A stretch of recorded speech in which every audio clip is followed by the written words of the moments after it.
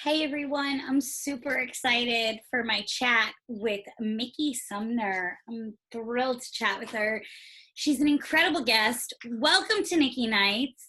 This is, I just stopped counting the episodes now, frankly, because apparently today I miscounted and I saw a text message that had the description of the bio for David Burka's episode, and it said, this is episode number 6, even though Nikki believes it's episode number 5. I apologize, David. I apologize. And then Diana just messaged me and she said, I'm going to try and, relax for the weekend. Diana's my publicist. And I was like, oh, for the weekend.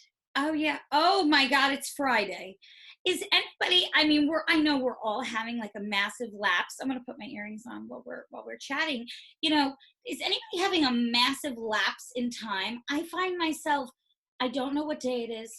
I know myself by the meal I'm eating, if that makes sense. I'm like, okay, well, it's dinner time and it's dark out. So therefore it must be dinner time.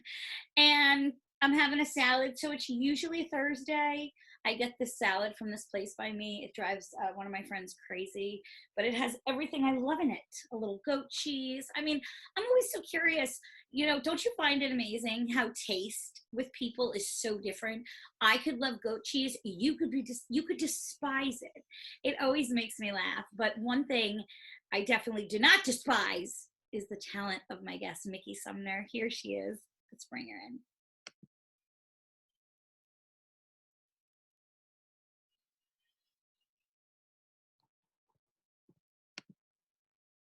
Hi. Hi. We did it. How are you? I'm good. How are you, Nikki? Good, thank you. So whereabouts are you? I am in British Columbia, in Canada. Nice. Yeah, we have a cabin here, and I was filming Snowpiercer and got shut down, and we just decided to go to the cabin. I love that. Seemed isolated. Yes, it makes sense. Yeah, where are you? I'm in New York. I wish I was in Canada. Yeah, I lived in Canada for a while when we filmed Hairspray, and I love Canada. I love Canada too. Yeah, it's a good place. People are good here, and Please tell me you've had Tim Hortons. I have had Tim Hortons. Yeah. Yes. Yeah, of course. It's like it's a national treasure. It is. I was working on a show up there, way up north, like out past Hamilton, and it was so remote, and it was like 100 degrees on this summer day, and it was my last day of filming, so I sent my mom to Tim Hortons, and she got 200 ice caps for the cast and crew. Oh my God, what a legend. And she said to me, do you know the looks I got asking for 200 iced cappuccinos? She's like, I'm lucky I came back alive. Oh my God, I bet you just favorite cast member for a while. Yes, I just like to give gifts that mean something when we wrap, Sure, yeah. I think we're having a bit of a delay. Okay. Is there a delay on your end? Yes, okay? It's normal. It goes in and out. Okay, cool. This is normal COVID. COVID life. Yes. Technical delays. You were just talking about Snowpiercer, and I was just watching the trailer. Oh my gosh. It's epic. It's pretty intense. Yes. What is filming that like? So fun. Long days, amazing sets. Sets are like really narrow, so you really feel like you're on the train. And I'm in love with my cast, so going to work every day is like a joy. It's a huge ensemble cast too, so not one person is. Can we swear on this show? Why not? Yes. Yeah, not one person is an asshole. Like, it's like truly like joyful. and I miss them so much. Like, oh, I really wish we were celebrating the premiere of the season 1 with, all together, but we Zoomed. So I know. I mean, and on that show, can I just tell you, well, it looks absolutely epic. I mean, the scenes and all of the sets. I was watching an interview that you guys were doing, like the whole cast together, talking about just how elaborate all the sets and the cars and yeah, we had like over 40 sets. And we have one, the end of the train is called the tail, and it was 5 cars, connected, and went through 2 entire shows that they opened up. And so we actually, there was no green screen except for like outside of the train. So we really just like walking down this train, and the train moves like this and it moves like this, and it's really yeah, it's not hard to believe when you're doing it. It makes my job really easy. Yes, absolutely. I mean, of course. And I was just looking at your body of work, and it's incredibly impressive. I mean, when did you start acting, Nikki? So I actually went to art school. I went to Parsons School of Design for fine art. And then I graduated. I can't even remember when I graduated. Was it 2007? Oh, God, like an old lady. No, that's when we did Hairspray. I feel like it was last year. Plane. Crazy. And then, when I was in college, I was studying painting and sculpture, and then I had a lot of friends at Bard and at Boston University, and a lot of and NYU, and like everyone was making films, and I had this like secret like desire to be an actress, but I was super shy, and like I don't know, I was like in college already. I was like, in my mind it was like too late.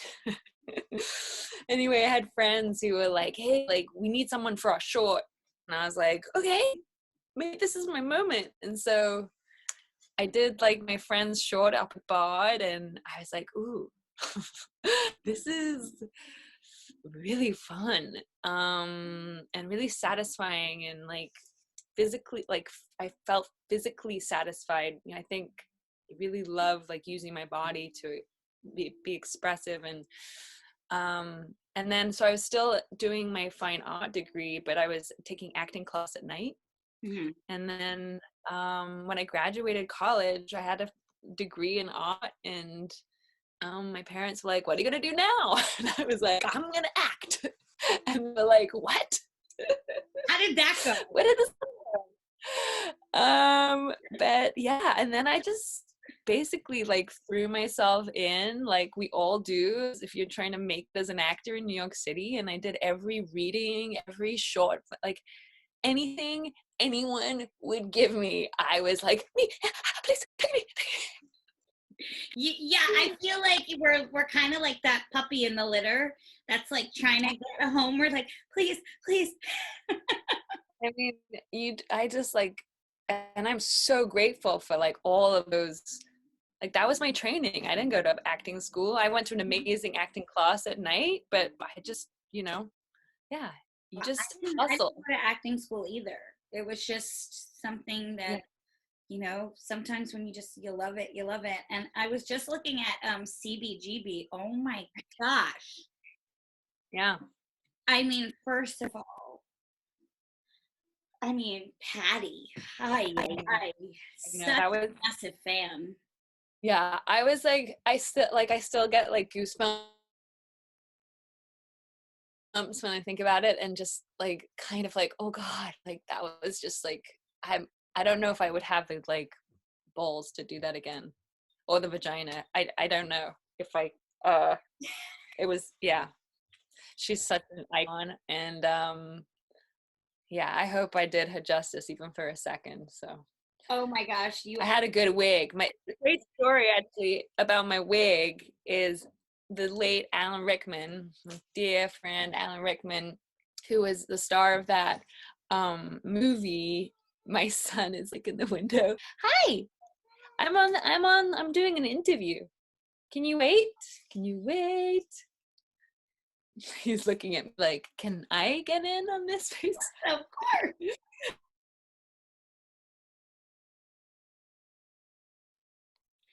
So there you go. It crapped out in the middle of the episode. I was like, what happened? Where'd she go? It started raining, and I think the rain is messing up with the Wi-Fi. So I think that's what happened. Um, that's kind of the gamble we're all taking right now with Zoom. It's a great tool. It's great, but sometimes it makes interviewing incredibly hard. And we were just getting the good stuff, CBGB. So I'm just waiting to hear back now. Perfect time for a little diet snuggle. I'm just waiting to see if Nikki is going to come back.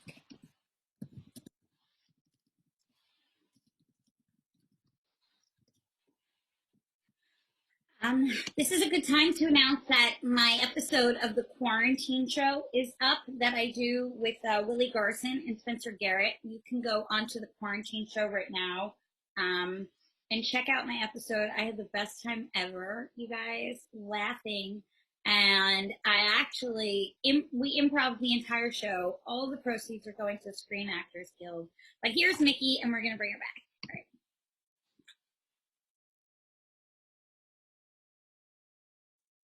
I'm so sorry. Hi. Hi. God damn it. I'm so sorry. So we were on CBGB and your wig. Okay, so I don't know why we got to, but Alan, I arrived in, I think we were shooting in Savannah, and I arrived, and Alan was very excited, and he was like, I picked your wig, your patty wig. And I'm like, what do you mean you picked my wig? And he was like, I spent all day in the makeup and hair trailer, and I went through all the wigs, and I picked the patty wig. And I was so touched that he like, it meant so much to him that I was like wearing the like, and then I put it on, and like it was like the perfect patty wig. Yes. Well, it's things like that that make, I mean, my wig, I had 3 of them. Iconic. It kind of, I don't know. It was a helmet. I could never take it off. I never took it off. Everybody, would sleep on their lunch breaks. All of us girls would sit like this sleeping. I don't know. But you were also in an incredible movie called This Is Happening. Oh my God. Did you see that movie? I was just watching clips of it, and first of all, can I just tell you? Yes.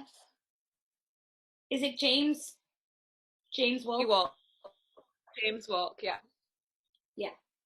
He was my Zac Efron growing up. I mean, Jimmy's like the greatest and the cutest. And then Cloris Leachman. Wow. Oh my God, dude, Cloris Leachman is the most hilarious human in the world. She seems it. Every day we would arrive to set, and she would look at me and Jimmy, who were playing brother and sister on the set, and she was like, "Did you guys fuck yet?" And I was like, "Jimmy's married." Yeah. And I have a boy. Like, no. Yeah. I would play sister. No. And she was like, and like walk off like so disappointed with us. I mean, everybody's always devastated when they find out that, Zac and I did not. I crushed the dreams of all girls and gay men around the world, but it's okay. Yeah. What can you do? You can't win them all, right, Nikki? Oh my God. Was somebody like Cloris Leachman somebody that you would consider like something you looked up to? Who was an idol growing up and that influenced you in acting?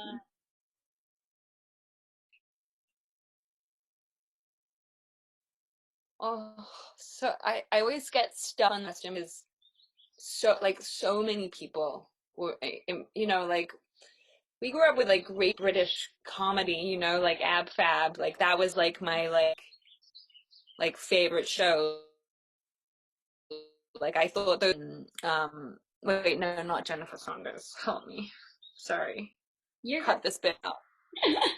Anyway, um, wait, who? It is Jennifer Saunders. I gotta check this. Can I check this? Do I have time? Ab fab. I was doing this earlier. I was like, who sings this song? I'm No, I am right. I am right. Jennifer Saunders and Joanna Lumley. Oh God. God, I was really losing my mind. Yeah, I mean, like those comedic actresses, um, like hugely influential. And what else did we grow up watching? Um, I mean, like all the SNL, old SNL sure. stuff. Like, yeah, we just really a lot of comedy when we were kids. Um, and I'm not really answering this question very well. But I hate favorite questions. Like, who's your favorite? Someone's like, I don't know. There's just too many. There's somebody, I feel like in this business, I feel there's like a person for each way I'm feeling, if that makes sense. You know, Okay. if I want to look at somebody with like an illustrious career that I would love to emulate, and I'm super hopeful, I'm going to look at the career of Angela Lansbury. Right. You know, but if I'm looking for, What a great movie. I, she is everything to me. I met her and I lost it. Like inside, outside, I was like, oh, hello. I'm Yeah. Oh, there's such a delay. Sorry if I'm like sometimes you're actually good. having a mute. Can I ask you a question? And this is just a total girl thing. Who was your Golden Globes dressed by? Because it was phenomenal. The one like this Yes, the black one. with the with the Yeah, long sleeves. ADM, New it was, York based designer, and that dress was so awesome. Except I couldn't move my arms. It was like the dinosaur dress, the Tyrannosaurus dress. Actually, there's a video of Jimmy James Walk carrying me in the elevator wearing that dress. I was Yeah, like, watching it, and yeah. I love it. I love a good black moment, and It was actually blue. It was like a navy blue. I love Yeah, it's that. I love. really pretty. I mean, and Yeah, I was thanks. also just listening to. Speaking of my crushes, your crush at 8 years old was who? Yeah, Mickey. David. David. Yeah, You ever get to meet him? still is. Yeah. Yeah. I don't know. I don't think so. I mean, maybe I was so like was behind like one of my parents at like a party, and, like yeah. But yeah, never got to really like hang out, which is probably a good thing. But I truly believed that I was going to marry him when I saw him in Labyrinth the first time. Like truly, I was just like, that's the most beautiful thing I've ever seen. That's so sweet. I felt that way when I saw Johnny Depp for the first time. I was like, Okay. oh, In okay. what movie? I have to say, it was for me. I loved him in What's Eating Gilbert Grape. I Oh, think I was just about to say, yeah, yeah, it's always the one that always does it for me. yeah. Oh, that's such a good movie. I feel Great. like we don't make movies like that anymore. I know. And it's such a story, and it's a story with heart, and his mom, and but speaking of parents, really quickly, you were just in the paper. I was just reading the Vanity Fair article about the humans of New York. Nikki, this is incredible. Oh my God, it really became something. Well, I don't know. Like I saw my friend Rebecca Henderson, who's also an amazing actress, like just texted me, and she's always texting me things that like are kind of important and like like did you see this or like did you see this news article um and so she was like, hey, did you see this? And I just was like, oh, I just clicked on it, and then I started reading, and then I was like, oh my God, and I started crying, And then before I knew it, I was like, yeah, I can help make that happen. Just seemed like a really common sense thing to do. And then it became this kind of crazy week. And like the best thing is, yeah, me and Elizabeth Santiago, who is the daughter of this amazing dad, connected and talked, and now we're doing this fundraiser in honor of a dad for the MS Society. And yeah, you know what? Like we just need to, like we're so disconnected right now, and there's so much like crazy sadness right now, and like I don't know, it's just nice to connect with people, and if you can help, like fucking help. Absolutely. I mean, you clearly you made That's what I gotta say his about that. mission and his dream come true, and I'm sure he's somewhere very happy and thrilled right now. And that's one thing that we all can relate to. We all have parents, and especially when you love your parents, you'll do anything to make their dreams or anything happen, especially if it's a Yeah. so that's good on you, Mickey Sumner.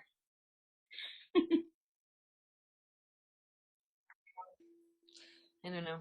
Help people if you can help people. Yes, absolutely. Hey, Mickey, what's a dream role for you? What would you love to do? Star Wars, just give them to me. It's all I want. It's all I want. I've said it before, but it's all I want in life. Come on. I just think like just like running around like in a Star Wars outfit is like my destiny. I love it. Why I'll not? do anything. Like you can go to my face. You can like I don't whatever. Like totally whatever. Just I'm a big Star Wars fan. I can see that We happening. named our son. Oh, can you keep Yeah, putting it out there? yeah, you have to. I mean, I totally can. I actually had an audition at Skywalker Ranch, which is like George Lucas has his own. It's insane. It's this like Yeah. big. I was like, what is happening? And do you want to hear something ridiculous that would only happen to me there? Please. This is just a little tidbit of me. So I decide I get there, they have their own fire department, right? So the chief Okay. lets me into the ranch at the Yeah. hotel. He brings me up to my room. I go to my room. I say, okay, I'm going to shower, get in bed early, have my big audition tomorrow. I'm excited. God. Oh my I God. ask the guy, I would say, do you guys have any like toiletries? My little thing they took it at the airport, whatever. He said, sure. He brings me a kit with the razor and everything, but it was a disposable razor. And it Uh-huh. wasn't like the ones that I use at home, but I had to shave my legs. I cut myself really bad and I didn't No. realize. No. And there was a trail of blood from the white tub all the way across the white carpet to the white bed. And I was like, oh my God, they didn't clean up. Oh my God, that's mine. I felt awful. Were you in pain? No, I was in No, my like embarrassment was painful. oh my God.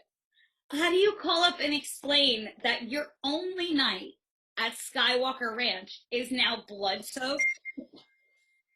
Well, I thought you were gonna say you had to go to the hospital and that you were fine for your audition. I just care about the audition.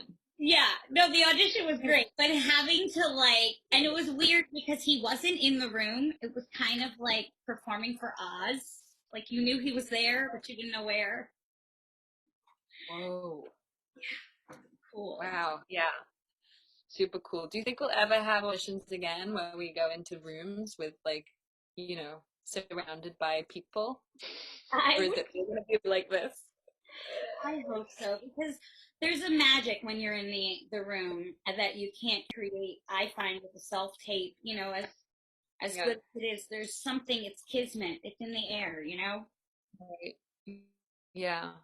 I remember going to like I had I tested for a TV show. I didn't get it, but I remember going in, there were like 45 people in the room and there was no camera. Yeah, it was like a play.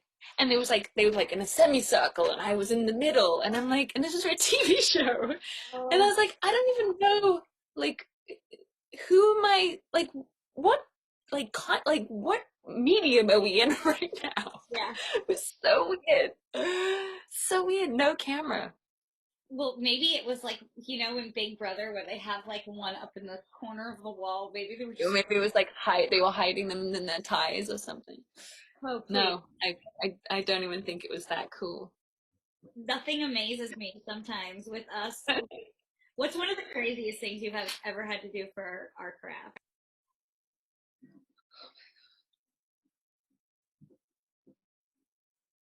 Um, I don't see. This is where I go blank. I'm like, oh God. I mean, I shaved my head for this role. I love So that. no piercer.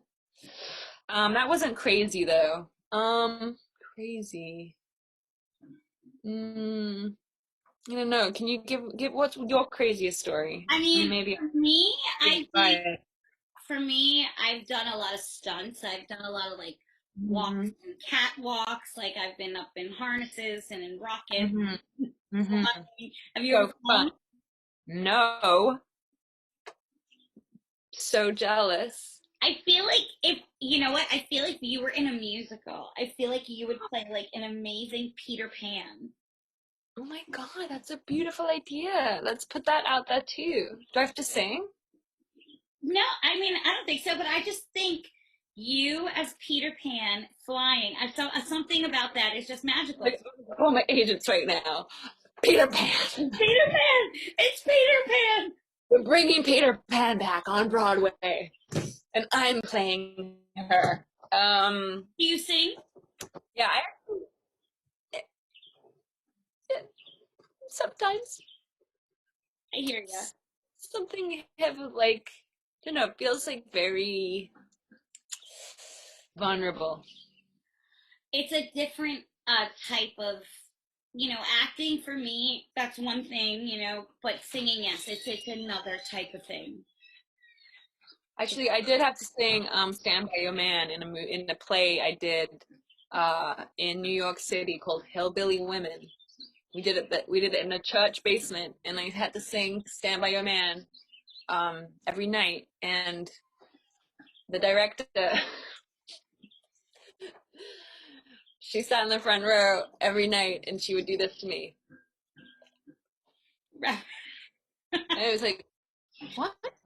Like, what did she say? She'd be like, wrap it up. I'm like, it's a song. I'm gonna rap. How do I wrap up a song? I have to do the whole song. There's a piano. Like, A lot of moving parts to wrap up. I mean, I was like, anyway, it did nothing for my self confidence about singing on stage. So that was the last time I sang on stage. Well, I mean, I love some Loretta Lynn, Lord Oh, Almighty. that song. I definitely didn't do it justice.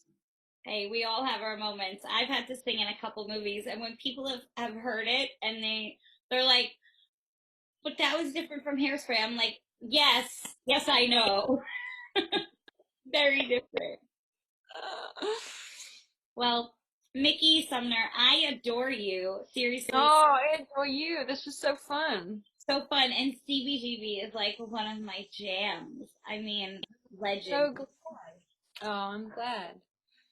And Yeah, thank you for the bright light that you shine out in this world. thanks. Thank you.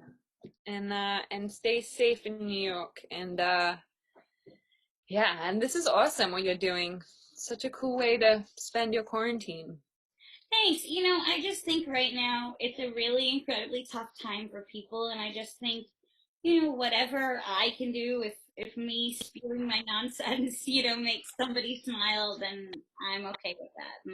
I can go to bed, just knowing that I was a decent person today. That's all I need. Yeah, well, you're more than decent. So thank you. Thanks for having me on.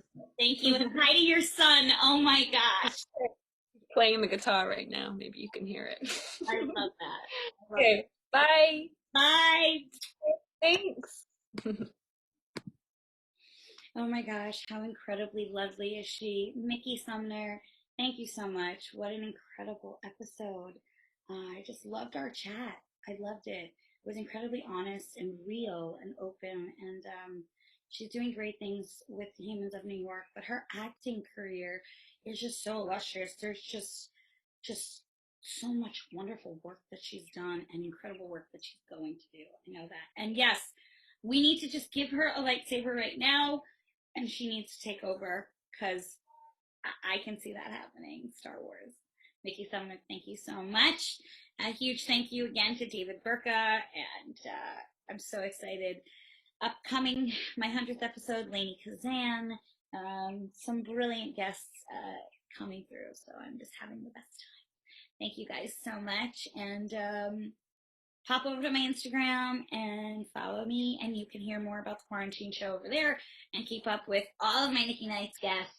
Have a great night, guys. Thanks for hanging in there with us while we hang out with you. It's been an epic day. Bye.